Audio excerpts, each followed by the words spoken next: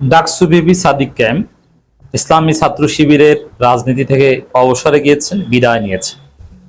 তিনি বিদায় নিয়েছেন, তার চাইতে সত্য কথা হচ্ছে তাকে বিদায় দেওয়া হয়েছে। এটা ঠিক হলো কিনা? এখন সাদিক ক্যাম্প কি করবেন, তার পরবর্তী কি করণীয়, জনগণ তাকে কোন জায়গায় দেখতে চায়, তার প্রতি জনতার প্রত্যাশার জায়গাটা কি, এটা নিয়ে আমরা বিশ্লেষণ করব। কিছু নেতিবাচক সমালোচনা বা কিছু প্রশ্ন উঠছে যে শিবিরকে এগিয়ে নেয়ার জন্য সাদিক ক্যাম্পকে কেন্দ্রীয় সভাপতি পর্যন্ত করাটা জরুরি ছিল, এটা অনেকে বলার চেষ্টা করছেন। কিন্তু আবার অনেকের যুক্তি যে সাদিক ক্যাম্প জামাত শিবিরের অনেক ঊর্ধ্বে চলে যাবে, শিবিরের কেন্দ্রীয় সভাপতি হওয়ার দরকার নেই, কারণ তিনি ডাকসু বিবি হয়েছেন, ছাত্র রাজনীতিতে এর চাইতে বড় পদ নেই। অতএব শিবিরের কেন্দ্রীয় সভাপতির চাইতে বড় পদ তিনি অলরেডি পেয়েছেন এবং ডাকসুর ইতিহাসের সবচাইতে সেরা ভিপি, সফল ভিপি তিনি হয়েছেন। আর অল্প অল্প কয়েক মাস তার দায়িত্ব আছে, অলরেডি তিনি সেরা ভিপি হয়েছেন। অতএব ছাত্র রাজনীতিতে একজন ছাত্র যা দিতে পারে, একজন শিক্ষার্থীর যা করণীয়, তিনি সব করে ফেলেছেন। তিনি একটা মহা বিপ্লবে নেতৃত্ব দিয়েছেন, বরং one of the master minds হিসেবে ভূমিকা পালন করেছেন এবং শিক্ষার্থীরা তার উপর আস্থা রেখেছে। ডাকসু ভিপি মানে বাংলাদেশের ভিপি, শুধু ঢাকা বিশ্ববিদ্যালয়ের ভিপি না। ডাকসু ভিপি, এবারে ডাকসু ভিপি মানে জুলাই বিপ্লবের ভিপি। সাদিক ক্যাম্প ছাত্র রাজনীতিতে যা অর্জন করার এবং যা দেওয়ার হয়ে গেছে, এখন তিনি জাতীয় রাজনীতি কন্ট্রিবিউট করেন, কারণ মানুষের জীবন অনেক সীমিত। এই যুক্তিতে শিবির থেকে তার বিদায় এটা যৌক্তিক। তবে আমি যতদূর জানি সাদিক ক্যাম্প আপাদমস্তক একজন ভালো ছেলে এবং তিনি পরিপূর্ণভাবে ইসলামপন্থী, ইসলামী আন্দোলন একামতে দিন ধারণ করেন। অতি বুঝ কিংবা বেশি বোঝা বা অনেকে যে পাকনামি করেন, এরকম কোনো বৈশিষ্ট্য সাদিক ক্যাম্পের মধ্যে নাই। অর্থাৎ সাদিক ক্যাম্প যে নিঃসিদ্ধান্তে এখান থেকে শিবির থেকে বিদায় নিয়েছেন তা না। তবে শিবিরের অনেক নেতাই বিদায় চায়, মহানগরী কিংবা কেন্দ্রের সেক্রেটারিয়েট মেম্বার। এই যে এবার যে বিদায়ের ঘটনা ঘটলো, এখানে একসাথে শিবিরের কেন্দ্রীয় সেক্রেটারিয়েট মেম্বারের 9 জনকে বিদায় দেওয়া হয়েছে। এর মধ্যে একটা বিরাট অংশ পাবেন যে তারা নিজেরা কেরিয়ার, পরিবার, নানান দিক বিবেচনায় বিদায় চেয়েছেন, তার ফলে কেন্দ্র মঞ্জুর করেছে। কিন্তু সাদিক ক্যাম্পের বিষয়টা এরকম নয়। সাদিক ক্যাম্প যে বিদায় চেয়েছেন সেরকম না। সাদিক ক্যাম্পকে জাতির বৃহত্তর স্বার্থে তাকে বিদায় দেওয়া হয়েছে আরো ভালো কিছু করার জন্য।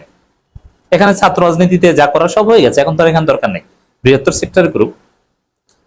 আরেকটা প্রশ্ন অনেকে করেন, কনফিউশনের মধ্যে আছেন, যে ঢাকা বিশ্ববিদ্যালয়ে শিবিরকে একটু কোণঠাসা করা হয়, ঢাকা বিশ্ববিদ্যালয়ের ছেলেদের শিবিরের কেন্দ্রীয় সভাপতি বানানোর ক্ষেত্রে জামাতের ভিতরে একটা সিন্ডিকেটের বাধা আছে।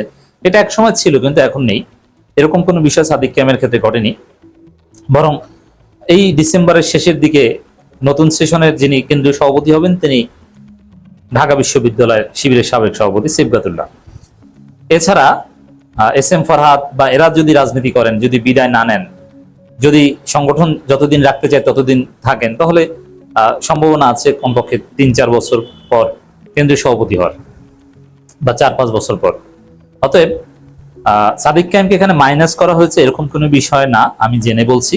জাতির বৃহত্তর স্বার্থে তাকে নিয়ে সংগঠন সিদ্ধান্ত নিয়েছে এবং সাদিক ক্যাম্প নিজেকে দেশের জন্য, ইসলামের জন্য উৎসর্গ করে দিয়েছেন। এক্ষেত্রে সাদিক ক্যাম্পের কোনো চয়েস নাই, তাকে যেখানে পাঠাবে তিনি সেখানেই যাবে।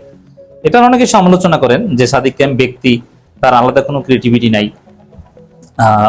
জামাত তাকে নিয়ে যে অ্যাপারেটাস সাজায় সেটাই সাদিক ক্যাম্প না। এটা একজন ছাত্র নেতা, তার অর্ডার, তার যে শৃঙ্খলাবোধ, এটাই যৌক্তিক।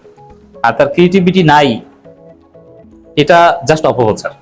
না থাকলে তিনি জুলাই বিপ্লবে সালমান রূপ ধারণ করে সবকিছু সমন্বয় করতে পারতেন না এবং পুরো জুলাই বিপ্লবের একদম কোটা সংস্কার আন্দোলনকে হাসিনা পতন আন্দোলন পর্যন্ত নিয়ে যাওয়ার অন্যতম কারিগর ছিলেন এই সাদিক ক্যাম্প। এটা তিনি পারতেন না যদি তার ক্রিয়েটিভিটি না থাকতো। আর ঢাকা বিশ্ববিদ্যালয়ের শিক্ষার্থীরা তার উপর যে আস্থা রেখেছে, বাংলাদেশের সবচেয়ে মেধাবীরা, তার অসাধারণ সৃজনশীলতা না থাকলে, যোগ্যতা না থাকলে তিনি এত বিপুল ভোটে ডাকসু ভিপি হতে পারতেন না।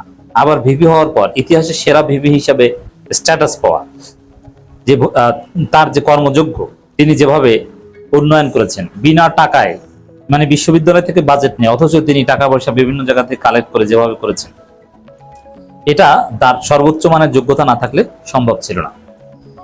এখন আমি মনে করি যে সাদিক কায়েমকে শিবির থেকে বিদায় দেওয়াটা সম্পূর্ণ যৌক্তিক হয়েছে।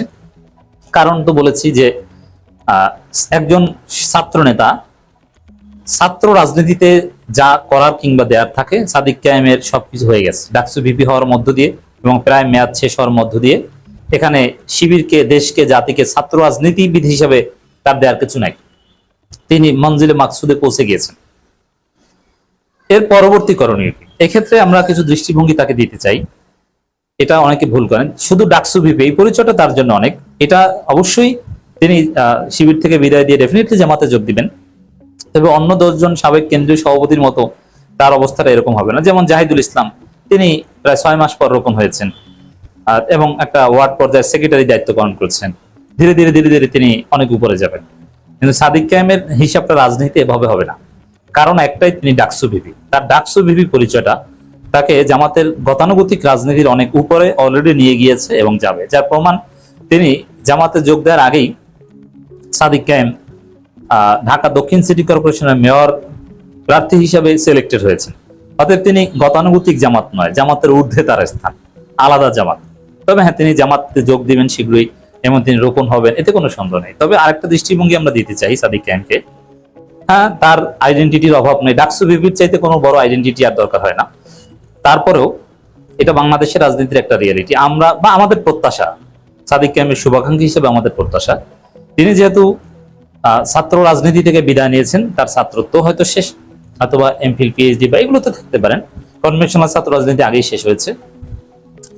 এখন তিনি বিবাহ করেছেন, এখন তার একটা আমরা ব্রাইট ক্যারিয়ার দেখতে চাই, একটা পেশা দেখতে চাই। তবে সেই পেশাটা কিছুদিন চাকরি না, কোনো উদ্যোক্তা হিসেবে তিনি রাজনীতি করবেন, ঢাকা দক্ষিণের মেয়র ইলেকশন করবেন, একই সাথে কোনো বড় প্রতিষ্ঠান, হতে পারে সেবামূলক প্রতিষ্ঠান, সাদিক কায়েম নতুন একটা হসপিটাল করুক, নতুন একটা কোনো আইটি সেক্টর বা কোনো স্টার্ট আপ, কোনো একটা উদ্যোগ নেই। সবচেয়ে ভালো হয় যে মানুষ সেবা পাবে এরকম একটা প্রতিষ্ঠান তিনি করুক। সাদিক কায়েমের ইনভেস্টমেন্ট দরকার হবে, আমরা দিব, জাস্ট তিনি উদ্যোগ নেবেন, মানুষ সেবা পাবে এবং এর মধ্য দিয়ে মানুষ সেবা পাবে এবং সাদিক কায়েম শিল্পপতি হয়ে উঠবেন। এই সুযোগটা আছে, কারণ তিনি ইনভেস্টমেন্ট চাইলে আমরাই তাকে ইনভেস্টমেন্ট দিব। আর এই পাবলিক ইনভেস্টমেন্টও দরকার নাই।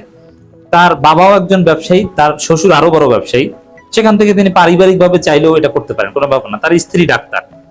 এরকম সাদিক কায়েম শুধু ডাকসু ভিপি এবং জামাতের রাজনীতিবিদ কিংবা ঢাকা দক্ষিণের মেয়র প্রার্থী এই পরিচয়ের মধ্যে সীমাবদ্ধ আমরা দেখতে চাই না।